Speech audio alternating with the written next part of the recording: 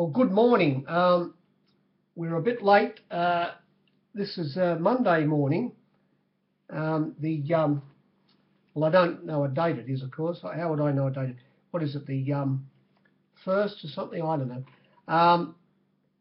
But we're going to talk about going back to as far as Saturday week ago, where we had the golden slipper on, of course. And also, well, I've already mentioned a few things about it, and also the provincial meeting that week on that day, Kembla Grange, on the 21st. So I'll say a couple of words about that. Last Monday, I think the article was in the Herald. I don't follow rugby league at all, well, every now and again I watch a game here and there. I watch State of Origin when the finals come up, the grand final and so forth. But I very rarely watch a match, and all read about it. But Gus Gould wrote something in the Herald last week. I'll read it very quickly to you. What caught my eye was the word robot refs. The headline is "Rise of the Robot Refs, a plague that is fast taking over the modern game." He writes, "The way the modern game is played at the moment, it's hard to find something to talk about if you're not talking about referees." When I read this, does this sound familiar? Try and join it up with horse racing. I've been in this game for 40 years, he says. I've watched every game and on every week, and have done so for as long as I can remember. I've come to the realisation that we don't actually watch football anymore. We watch referees as they go through their processes. This is by far the most dominating factor when viewing rugby league matches these days. The game is all about the refereeing and their relentless pursuit of their KPIs, their key performance indicators. They are not actually refereeing the play. They have been denied the right to use discretion, nor have they been allowed to develop any real feel of their own for the game. They referee to a strict charter aimed to appease the media. They've got to please the media, the poison pen writers, and please their bosses. It goes further, because rugby league today is dominated by talk of referees, judiciary, doctors, and the fear of the lawyers. The footballers have become nothing more than bit players in this weekly officiating pantomime. Referees and academics are shaping the way they think the game should be played. The result in most cases is frustrating, drone-like, robotic, and predictable product. I generally feel for the referees. I don't criticise referees, but I do criticise the processes they are being ordered to follow. They have been overcoached and pulled in all directions by people who should never have access to the rule book or the referee's thought process. They are now so paralysed by analysis and with the protocols and procedures that they have so rigidly inflicted upon them that they are not even aware of the simple things that they are missing and the basic errors they are making.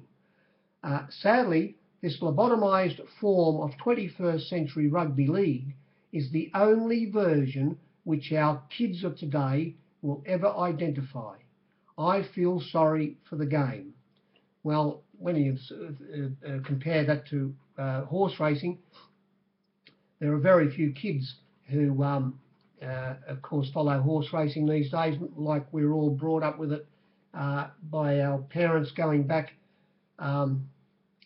after the war and in the 50s, 60s, and the 70s. Of course, all of the young people these days, they don't know anything about value in betting. They know that the TAB they have their first bet on the TAB, and the most probably they die having their last bet on the TAB, because the cancer of racing will kill you. You know, you read that, it's a bit like the horse racing when I sort of turn it upside down and think about it. Oh yes, now this is the way that we think this race should be run. Of course, there's not a lot of pace in this race, and this one's clear leader. It'll be going to the front, and so it'll be sucking up from an inside alley behind it, and so forth. It'll be there, and A, B, so then you're in there, and if more or less the race is run completely different to what they think, and I suppose the general analysis of all the so-called geniuses, who a lot of them they can't even hit a ball. They can't hit a ball. That's one thing I found out that in this game. There are lots of people in this game who are so-called, you know, they've got tags and people think they're genius, but the ones who I have come across who are the best judges, I'm telling you now, they can hit a ball. They can hit a ball. Ones who can't hit a ball, well, they go by the text and so forth, and I found them not really to be have that natural instinct when it comes to judging a racehorse. That's another thing. But I've said before, you know, I can't see for the life of me how if someone were to ride a horse differently to how it's generally ridden, after they've done their homework and worked out that there's not much pace in this race, and instead of being back in the field and not giving our horses as good a chance as we think we should, we're not going to tell anyone, because if we tell anyone that we're actually going to go forward in this race, we think we'll just about win here if we go forward, because we've worked out there's not that much pace in the race, and the ones up in front, we're sure we can beat those.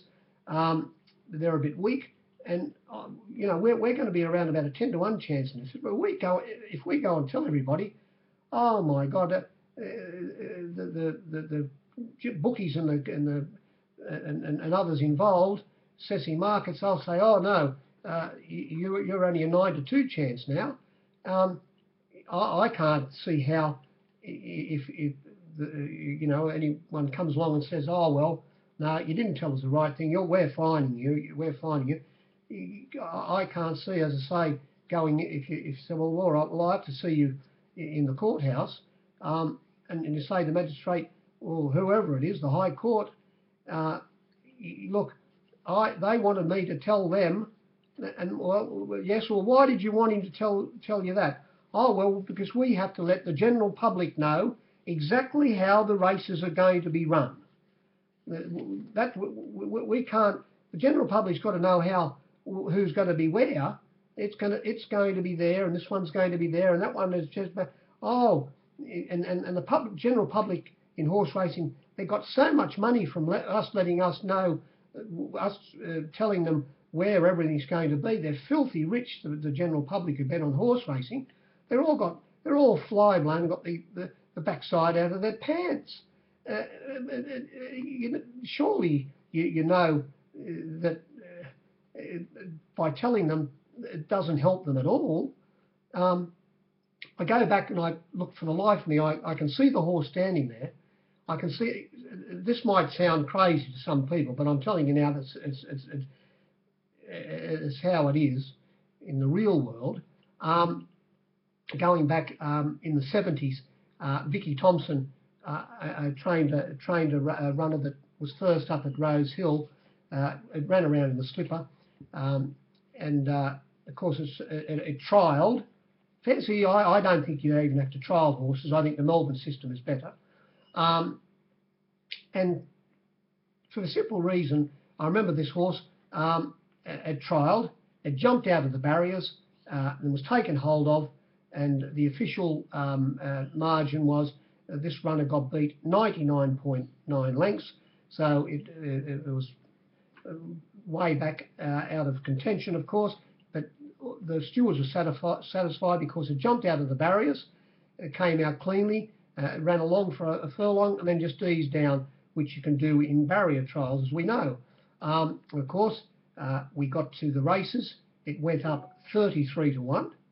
It did start 6 to 4 on a Saturday with the biggest bookmaker in the world fielding, Bill Waterhouse, plus a lot of other bookmakers who would bet. They used to bet in telephone numbers. Now, those, of course, who were betting with the filthy TAB and off course and so forth, when those good media men got on board, they said, oh yes, there's been a huge plunge here, there's been 30, well, 30, they all jumped on board. And those who were at the course, of course, they, and the keen punters who used to attend race meetings in those days, they'd be on their bike when they saw it going off from a hot betting stable, and there was the right people were running around putting money on. They'd be getting, if you missed the 33s, you might have got the 20s. If you missed the 20s, you might have got the 12s. If you missed the 12s, you might have got the 10s or the 8s. If you missed the 8s, you might have got the 5s.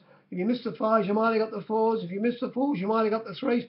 The lovely TAB, they took 6 to 4. They took 6 to 4. The SP was 6 to 4. Oh my God! It won. Oh no, real plea. But the other way around. If you would have tried, they got the cash. They got the cash. Now, if it would have trialled to what it actually could have done, it could have jumped out in that barrier trial and won by 15 lengths. Won by 15 lengths. Now, all the people who backed it that day got on the bandwagon. Forget about the poor mugs who took the 6 to 4, but the keen shoppers who got well over that. Trials, and they show it here. It is. Look, it won me 15 lengths. Oh, well, of course, it's run fast time and so forth and so forth. Now it opens up on course. It's 5 to 4 on. They put it with the bookies say, well, have your 5 for 4. This very well trialled horse. There's not one of those punters who are on it would be on it. They'd say, oh, I don't know about this, I don't know. A trial, but oh Jesus, $1.80. Oh, I'm not having my $2 on this one and $2 on this one, and it'll be 5 to 4 on to 6 to 4. Not one of them are on it, and they never got the money. But they got the money the other way, didn't they? That's how I think. Imagine getting into, as I say, into a courthouse. Well, they told me I had to tell them that, but it's a race, isn't it? You don't have to. If you let them know what everyone else said, that doesn't help. I think your chances, does it? In this lovely big fat dictionary here of mine, the Webster's, it says race. It says a race. To run swiftly, to contend in running, as the animals raced over the ground, to take part in a competition of speed. Well, that's what a race is. With the letting everybody know your tactics. Is it now still classified as a race, or is it it's a plan? It's a plan that's going to happen. Well, the number's not in the frame, but we know what's more or less going to happen here, so it makes it a little bit more predictable. Gus Gould, he thinks all the things that he said here. Making him bored with the game. Don't come over to horse racing. Don't come over to horse racing. You got to tell them. You got to tell them. Can you imagine in the football on the football? It'll get to the stage. The football, they'll say, oh yes, the Bunnies, South Sydney are playing. Who will we say? They're playing in the grand final. They're going to be playing Penrith, say. Yes. Now the Bunnies. They've done their homework, and they say now they're very weak on the left-hand side here because of so and so, and the fullback's been injured and replacement there. We're going to bomb the shit out of him, and blah blah. Now, Colin, you've got to tell us that. Now you've got to tell us your game plan. You can't let the other side know, and we've got to let the general public know what you're going to do because they're betting on this. And if you don't tell us what we're going to do, they won't know. They won't. That's not really fair. If it ever gets to that stage at rugby league, well, which of course it won't, but that's how it is a bit in horse racing. I most probably got it one out. I can't work it out. You've got to actually tell them. You've got to say, I'm going here. It doesn't make sense to me. Go back to Kembla Grange Saturday week ago, 21st of March. The track was good. The rail was normal. Look, I didn't really see any bias there. There were runners that that led and won.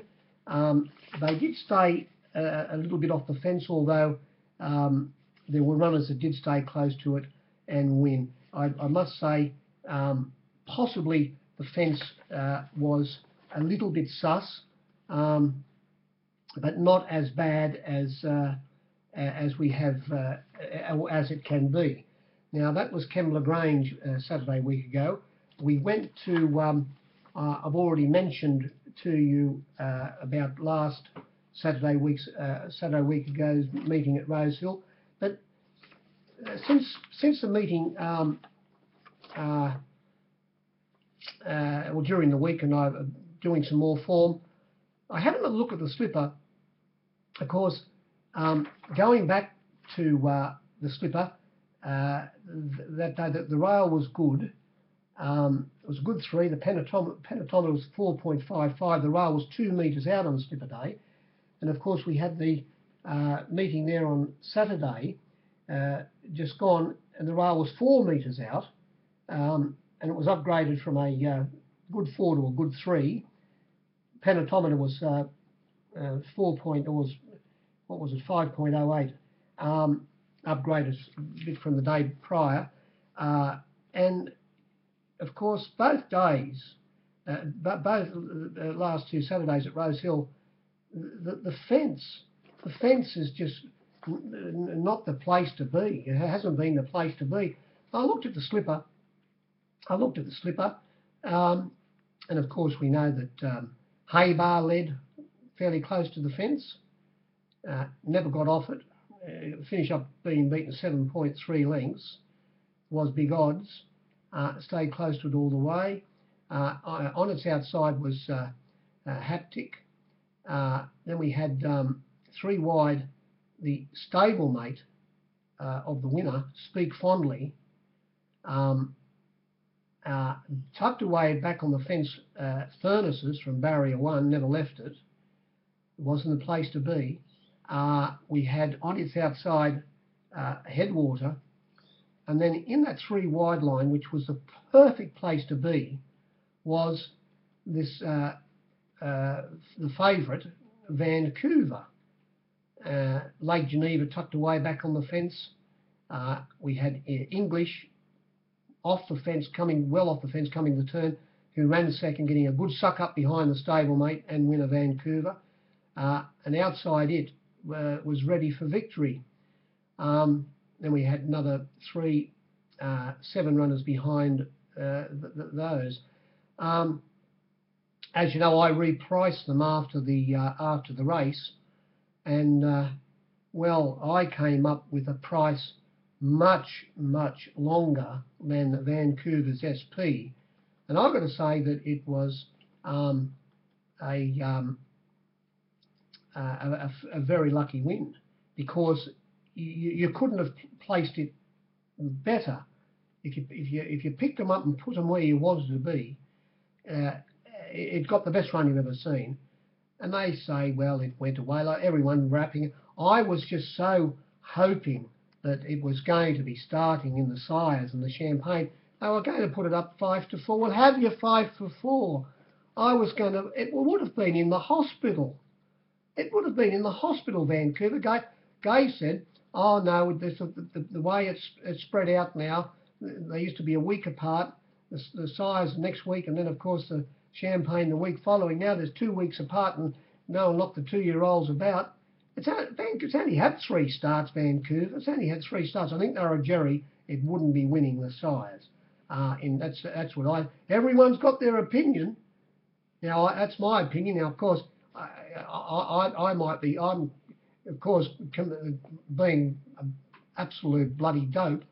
But you have got to stick to your own thoughts in this game, and I'm telling you now, it's the only way you can win. As soon as you start listening to anyone else, you're a shot duck. But that's how I'm going to play Vancouver. Of course, others are wrapping it up and saying this and that about the horse. I'm not too sure. Of course, we saw Exosphere pull up with Hard Arrhythmia, the second favourite. And when you do look at Vancouver, like when it won at Randwick, it beat Furnaces. Some say the fence was all right that day. Well, there we go. I disagree completely. The fence wasn't worth 4 bob at Randwick that day. Furnaces stuck close to the fence. Of course, Vancouver ran the time. We ran the time. You've got to go on the times on with 2-year-olds. I'm going back to it's a bit like being able to hit a ball. Well,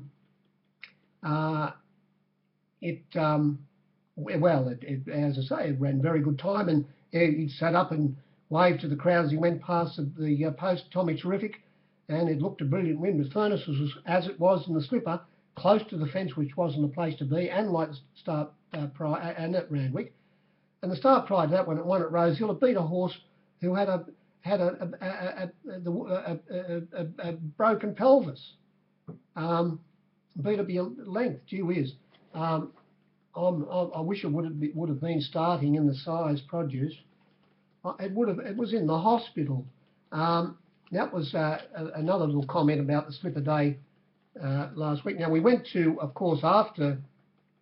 I think we went to Wyong, and I think I might have. No, I couldn't have. Wyong on last Sunday week ago. The track was a soft 5. The rail was in the normal position, and the 18 pence wasn't worth a dinar at Wyong Sunday week ago. You had to be off the pace and coming down the outside. I was a bit filthy at Wyong because well, where us captains are situated now, we're in a bit of a breezeway, and you can't hear anything that's said. And of course, by race 5, when race 5 had come along, I was of course I'm the last one to jerry anything, but I was a jerry by race 5 that the fence and leading wasn't the helpful, and of course I had Ming, trained by I Own the Lead Gay, going straight to the lead, and I said, well, it's going to go to the lead, this runner. Geez, and 1,350 metres, they'll just run past this on the turn. I didn't hear the tactical riding change. They said they're going to ride it with cover. It sat in 5th position, well off the fence, drew barrier 8 in a field of 9, and ridden by Thomas Huey, stayed well off the fence, and of course it was in the best going and got a bit of pace up front, and we know the result. It trotted in by 3.5 lengths. I found out well after the race, or I forget now whether when I came home, I read the steward's report, that were going to be ridden with cover. I was absolutely filthy that I didn't hear that at Wyong, but if you're sitting if you're on the track, you have certain parts of the track. Well, certainly where we were in the betting ring, we didn't hear that riding change, that riding tactic. As I say, you shouldn't even have to tell anybody. They got $7. It did start. What price? I bet $7 for a good bit of section, and it started. It only started $5 hard to get. Start about, or even less. Start about a 7 to 2, 15 to 4 chance. 6s to 15 to 4. And of course they got the chocolates. I think those off course heard it. On course we didn't. So I'm half contradicting myself here, but I don't think you should be. If they wouldn't have made that announcement, I would say they would have got a much bigger price and one more section. Now we went to Hawkesbury on the Tuesday. We had a Tuesday meeting at Hawkesbury. It was a soft 6. The rail was normal, and off the fence was the place to be. Although we did see in the last race, Shalmanizer, where there was a race which was turned out to be void of pace, and the favourite get trapped 3 wide, Nakatan. We saw Shalmanizer lead all the way. And funny thing in that race, the second horse, a 60 to 1 chance, sucked up along the fence. Number 13 ran third. It was a 100 to 1 chance. It was sitting directly behind the leader on the fence, and the fourth horse was behind it. So first, second, third and fourth in the last race, all with a race which was a bit void of pace, sucked up along the 18 pence and got the chocolates. But it was a distance race, which made a little bit of difference. But the other races, it was best to be off the fence. There was a long price winner there in race 5, Cordon Rouge, ridden by Kathy O'Hara. It was well back in the field, turning for home, eased off heels and got to the outside, was very wide in the straight, and it won by 1.3 lengths, emphasising that the outside section was better. We did have a drying wind there by the time the last race came along, and also not a lot of traffic had gone along that section in earlier races where jockeys knew it was no good. Possibly by the last race, the wear and tear that had been out wide where they'd been coming might have evened the track up a little bit. Now we went to that was Hawkesbury on Tuesday. Was a Thursday at Hawkesbury. We went to well, I'm able to tell you about the provincial meeting at Newcastle on Saturday just gone. We had a good track. The rail was 2 metres out, and the camera shots that they show, this Sky Channel, fair income, that they are a team of wombats.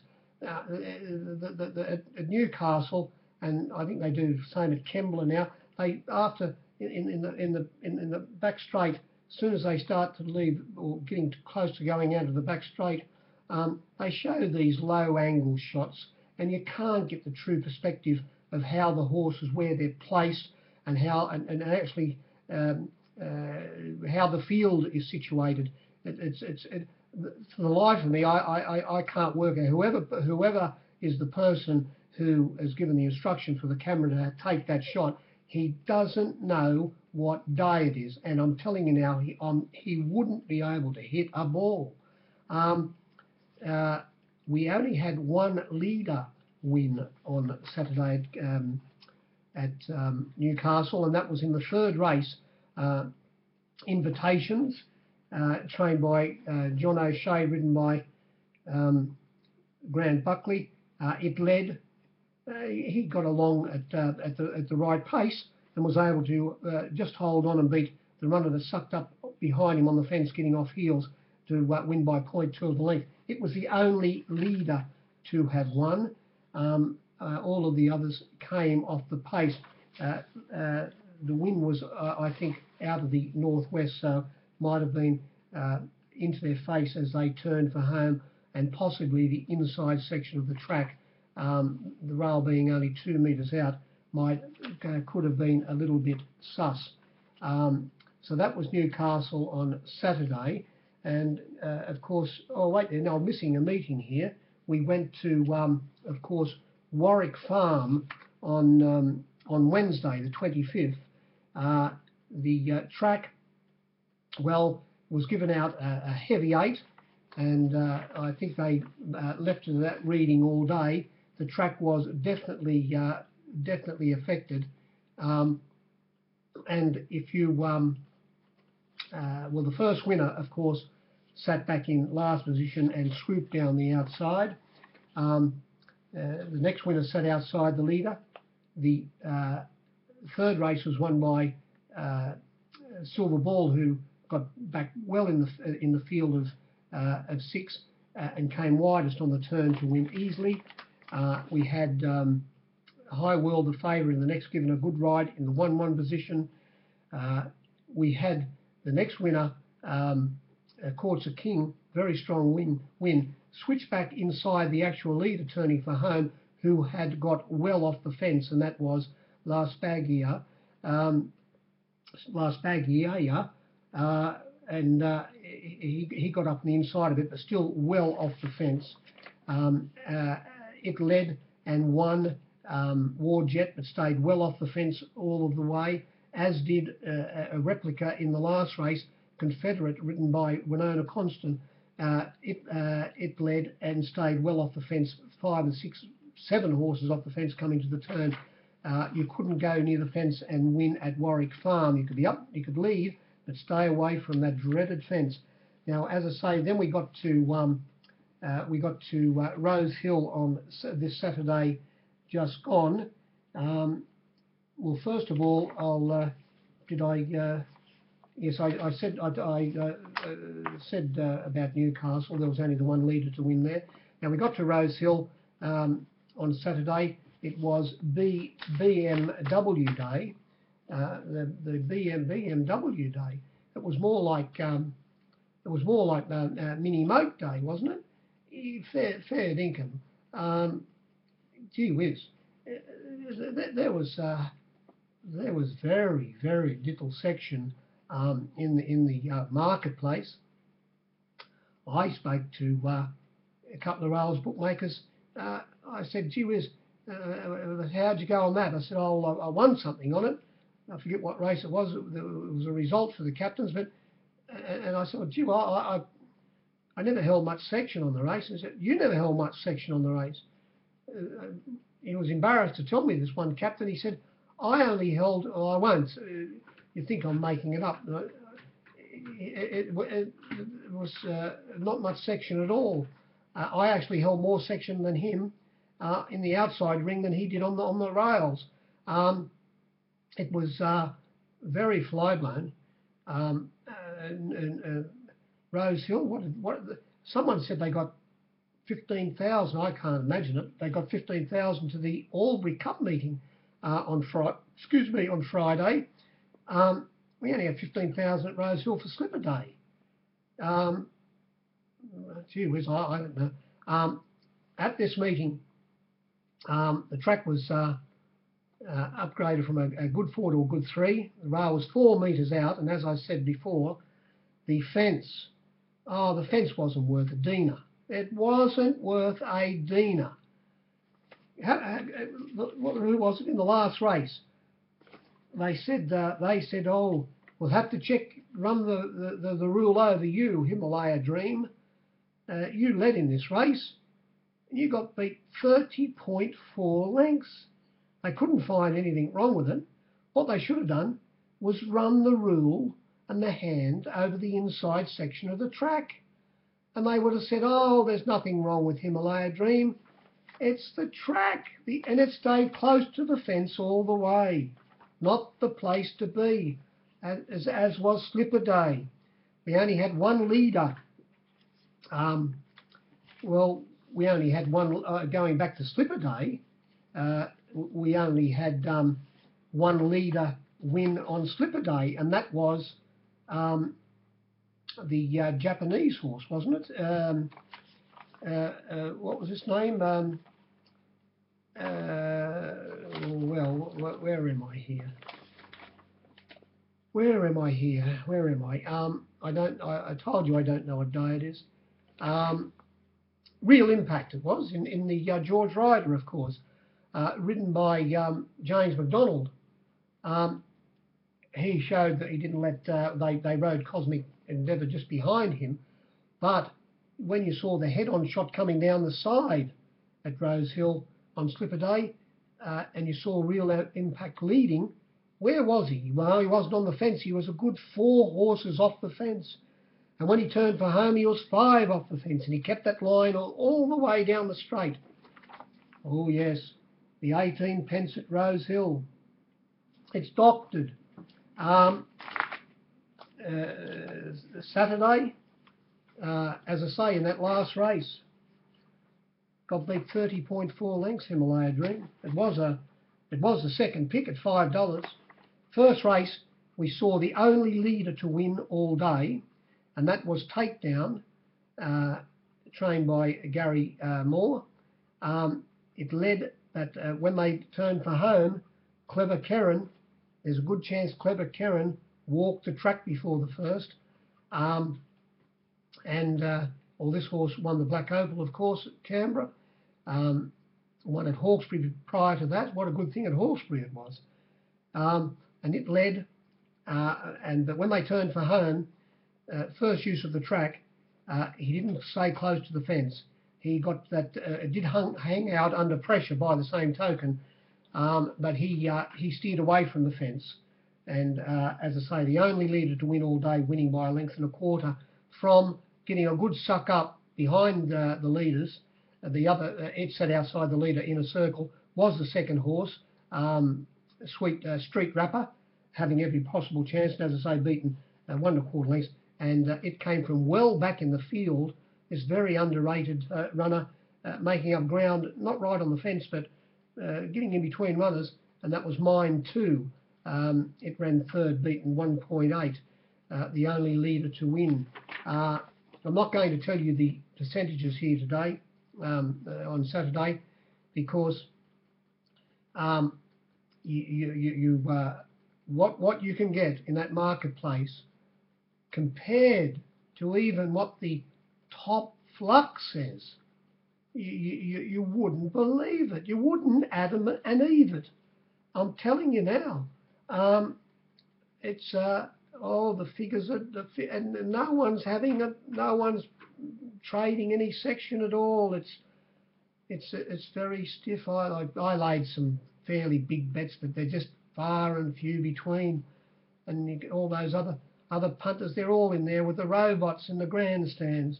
We're going to be in the grandstand shortly after this at Rosehill. I'm telling you now, it won't be worth 4 bob. The only thing that'll be different between being in the grandstand, and I'm telling you now, there's one high official who's very involved in this, and he is of the same opinion as I am. He said it won't be, if anything, it will be worse. The only difference is that all the Captain Cookies and their clerks are going to have to take some Panadol, because you're going to get a headache from all the steam tugs in there who are pen and inking and screaming and tripping over each other, and the noise from the races in there is twice as loud as it is outside. Oh God, your head will be going thump, thump, thump after the last, and it'll be much. It won't be 1 inch better. I'm saying it's going to be worse than where we are now. The second race was won by Medcolt, the first of James McDonald's 5 winners on the program. He got beat an inch on another, and only riding 6 winners, who shared the riding winners on Saturday. James McDonald 5, Clever Keren McAvoy 2, and Bowl Blake Shin, the other 2. They won the 9 races. He put this into a beautiful position, Medcolt, 1 out, 1 back. When it moved up on his outside boss lane to try and put him in a pocket, McDonald said, old McDonald said, no, I'm not staying in there. He just eased off and got into the 1-1 position. It dropped off boss lane. It ran last. He got around the leader's heels, and he won by 2 lengths.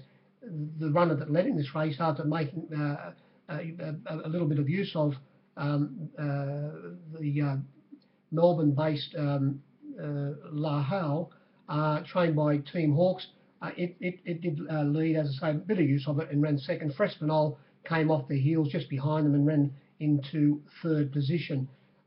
Sure and Fast, the Avery in the race, he got trapped wide back in the field.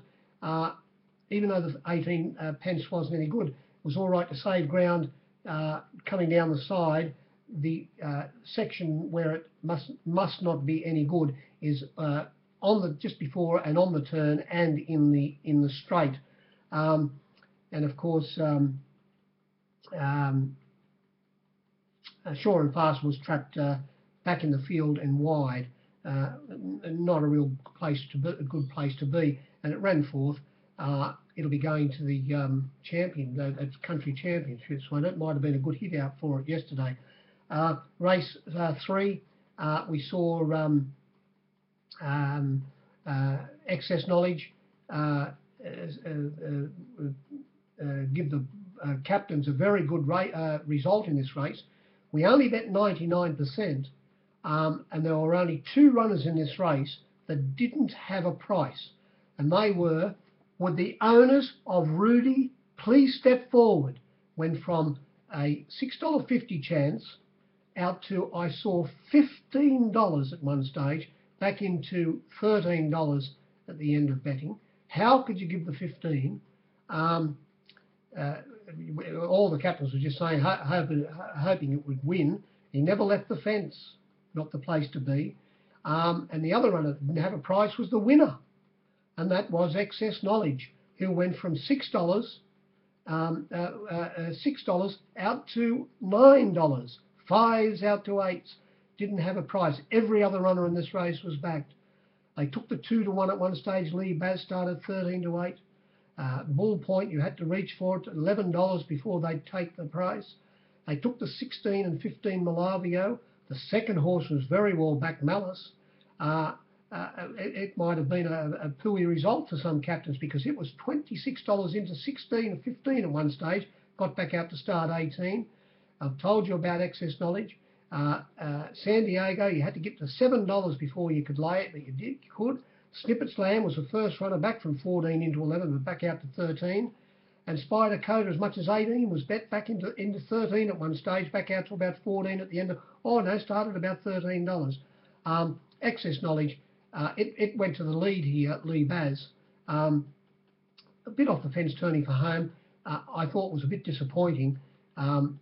It sucked up behind them after making a bit of a move and dropping off before the turn Snippets Land, and the winner was always handy in 3rd position and was a little bit too strong for Malice, the long price runner that was very well backed, who came off its back. You wouldn't say anything else there. Run that race again, you get a few different results. The next race was won by the Avery Catkins. Oh yes, the map's got it right here. He was always in that beautiful position out there in barrier 9 in a field of 10, and of course he flew the lids, was a length and a half in front after they went 1.5 hops, but then he allowed Any Day Will Do to get up inside him, who was always going to be near the lead, and he sat outside him. They got along at the right pace, so no runners in the field would make any mid race moves. It all went to plan, and the Avery sat outside Any Way Will Do and got past him, and when he levelled out, old McDonald's farm, he gave him a couple of cuts, and it won me 1.8 lengths. Everything went to plan. It came from the 1-1 position to run second. Amanpour, isn't she brilliant, that Amanpour? I love listening to her on TCN, on CNN.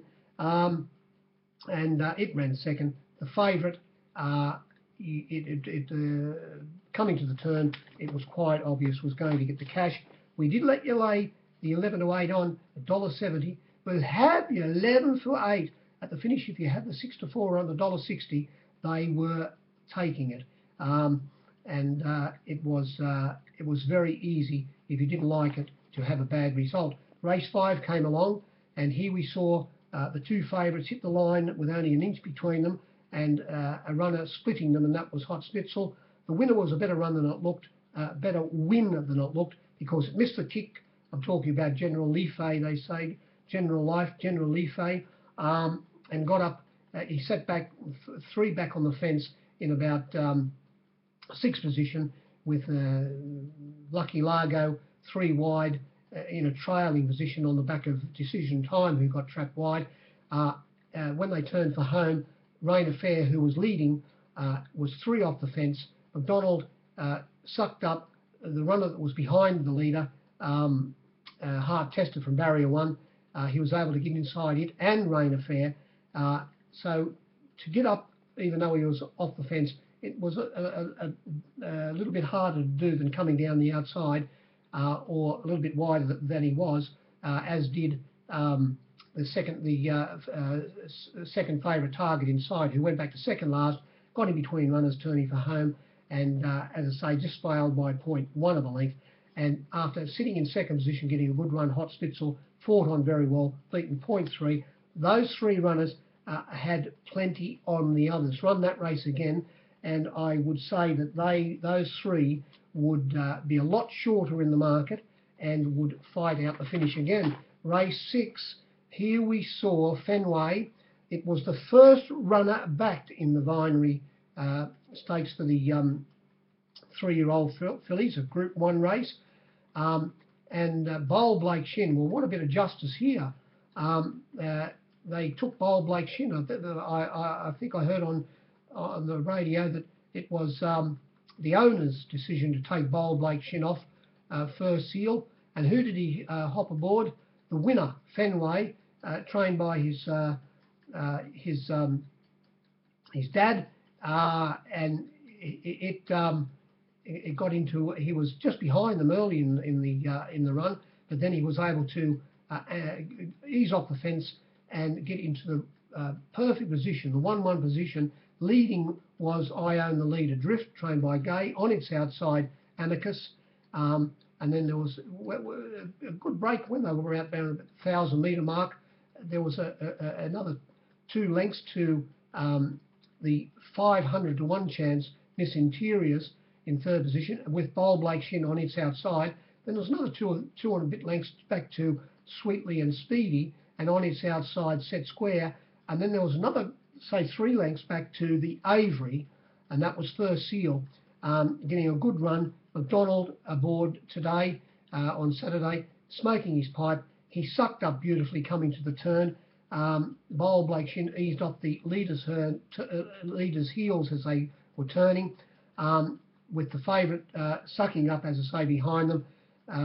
And they, well, the favourite just failed to run down Fenway, margin being 0.2 of a length, and it was 1.2 lengths back to the 3rd horse, who was Thunder Lady, who came off the favourites back in that nice right section of the track, right down the middle, and if not a little bit wider, emphasising the 18 pence was no good. Well, look, First Seal, we put it up, take your 10 for 9, have your 10 for $9, $1.90, got out to $2.20. There was money for it, and at the finish they'd lay you the $1.85 on. It started at $1.85, very hard to get. I thought had his chance. The winner also was given a beautiful ride. Winks, the second favourite in this race, its betting fluctuations were after the favourite was backed, were out in the market, because we put it up a 7 to 2 chance, got out to $4.80, and at one stage of the betting, there were professional punters who, how much due at $4.40? It was into $4.20. At the finish, it was a $6 chance, backed out to 5-1, and you couldn't give it away at the finish. And look, it settled well back in the field where we thought it would be. He did lose all of his momentum when trying to go in between runners after they'd flattened out, then had to hook off heels. It only was beaten, say, 2 and a bit lengths.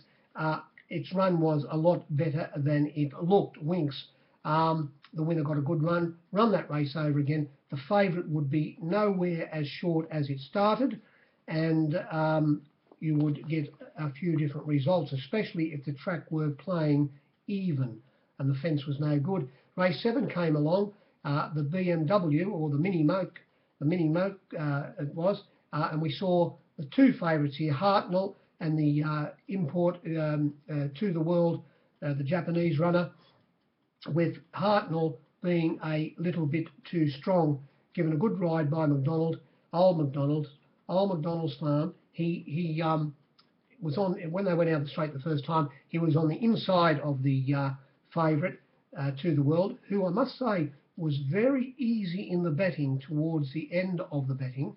But by the same token, there must have been a stack of best luck money around for Hartnell, because it stayed firm in the market at $3.10. There was a stack of $3.50 given about Hartnell. Blind man would have been able to secure the $3.50. I saw it in the outside ring. I saw it on the rails. I saw $3.40 on the rails. There was a mile of it. $3.10. It was well handled. It was on the inside, as I say, of the favourite to the world going out of the straight. Coming down the side when Opinion was pulled up out of the race. It pulled up with only mildly lame. Hartnell and the favourite eased for a couple of strides when it was being pulled out of the race by Tyagle and Opinion, and they lost a little bit of momentum, but then got going again. And when they came to the turn, there was a line of 5 runners on the fence, leading Fast Dragon on its outside, Hampton Court. Gay said in the morning, for those, you wouldn't have lost much, but Gay said it was a moral Hampton Court. It was $90. She said it would win easily. It looked a good thing to her. It sat outside the leader. Then there was Beaten Up, who ran a mighty race, tracking up behind them, getting a good run all the way. It finished up running third, only beaten 1.5 lengths. On its outside was, as I say, coming to the turn, easing off the heels was Hartnell and the Japanese horse To the World, and they were a little bit too strong for the others. By the same token, the 100-to-1 chance Beaten Up was only beaten 1.5 lengths. The winner very strong to the line. The second last race came along, race 8. They call it the penultimate now. This was won by Huraki. Will it win the Derby? Will it be favourite? I don't know. Gee whiz, it was a strong win. When they went past the winning post, McDonald yelled out to the attendants well past the post, "Throw the bales out," he said. "Throw the bales out. I can't stop this thing. It's as strong as an ox. It'll go around another 4 times." When he got the split, he sucked up on the fence. It led Cape Crusader, trained by Io in the lead, and unfortunately Cape Crusader was in the worst section of the ground. It got a little bit off turning for home, but it wasn't the place to be, leading and staying close to the fence. So, and it was only a 4-to-1 chance. It was second pick. If not, no, what am I talking about? It was the Avery. It was the Avery 4-to-1. So, as I say, not the place to be, but it did get beat close to 10 lengths. The rider saying it was a bit disappointing and couldn't run the journey out. But sucking up on the fence before the turn and getting off in the straight in between runners, another runner who sucked up from barrier 1, Omerus, who'd only won the maiden at Wyong the previous start, and the runner that was in front of it sucking up behind Cape Crusader. So first, second and third here all sucked up on the fence. The distance race, saving ground on the fence, and then getting off in the straight. They ran first, second and third. it came from back in third last position, making up a lot of ground. Quick Strike, so its run might have been all right, but the winner, when it got in between the first, second and third runners at the furlong pole, it went away and won by 2.5 lengths. It was finding the line stronger than any other runner by a long way. We got to the last, given a beautiful ride by Bold Lake Shin was Pornichet, the import trained by Gay. It just cruised up to them after they'd flattened out. It led on the fence Himalaya Dream, and as I said, it wasn't a place to be. They didn't have to run a rule over the horse. They had to run a rule over the track. The 18 pence was Quicksand, and it got beat 30-point lengths, 30.4 lengths. Looking at it all the way was Singing Flame. It ran second last. On the fence was the winner Pornichet, and on its outside was Janoob, who finished up running fourth. Bold Lake Shin had a handful of horse turning for home. He didn't go for an inside split or in between them. He just eased off heels and travelled up to the leaders who weren't going that well under double wraps. He let the favourite go, Pornichet, who was $4 into $3.50 at the end of betting. He let it go. The race was over when he did that. It won by 1.8 lengths. Couldn't have gone any faster. It more or less came off his back and ran second, saving ground on the fence, Our Voodoo Prince. And coming from second last down the outside, making up a lot of ground, was Hawkspur, whose run was very good, as it was the previous start on Golden Slipper Day. So Hawkspur is improving all of the time. The winner, as I say, was a very strong win, even though it got everything to go its way. Run the race again, and it would be the clear-cut favourite. That was the Mother and the Glory. We've got the championship starting up next Saturday at Randwick. We've got a meeting. Well, of course, they're on today. They're on 24/7, aren't they? Which is a joke. But we've got Wednesday, as far as I'm concerned, we've got Wednesday, Thursday, and then next Saturday. So I hope everybody has some luck during the week. Good evening.